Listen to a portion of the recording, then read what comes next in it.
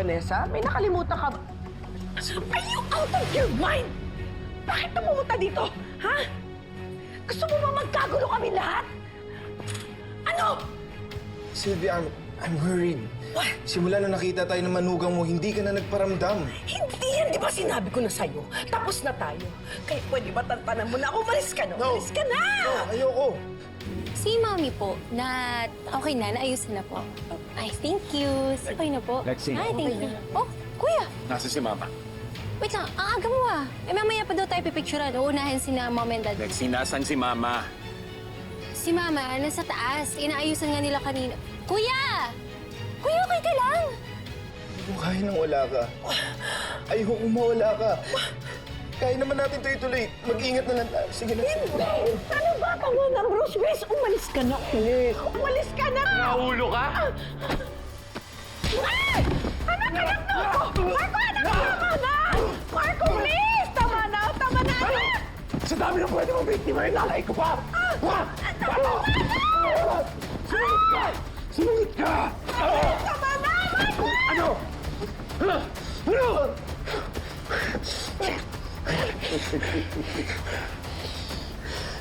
Tagal ng tigang yung nanay mo. Dahil sa tatay mong walang kwenta at babayero. Ako nga nagpapasaya sa nanay mo eh. Dapat magpasalamat ka pa sa akin. Iyakan!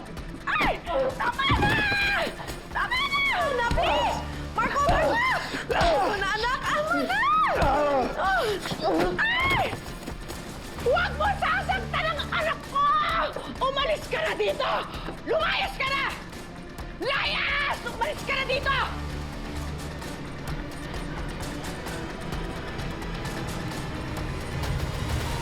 Ay, naku. Parang excited. Exciting. Excited? Oo, parang teenager ulit. Oh, naku naman. Sige, kaya okay na po. Look nice.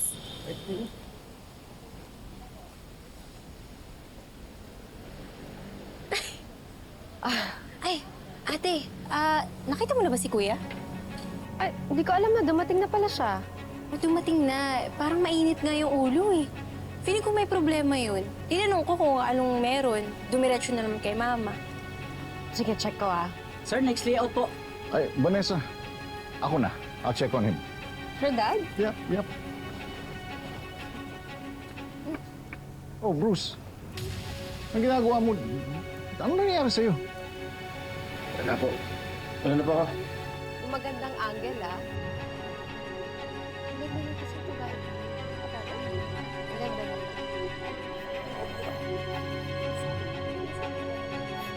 Ang taas-taas ng tingin ko sa'yo. Akala ko matino ka.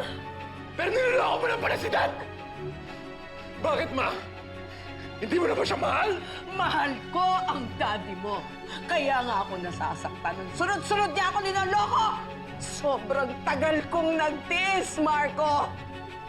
Kaya nung dumating ang lalaking magbibigay sa akin ng pagkakataon na makalimutan ang lahat na sakit na binigay ng daddy mo, hindi na ko na mapigil na ng sarili ko. Katiri ka! But I hate the person that I have become. A liar and a cheater just like your father.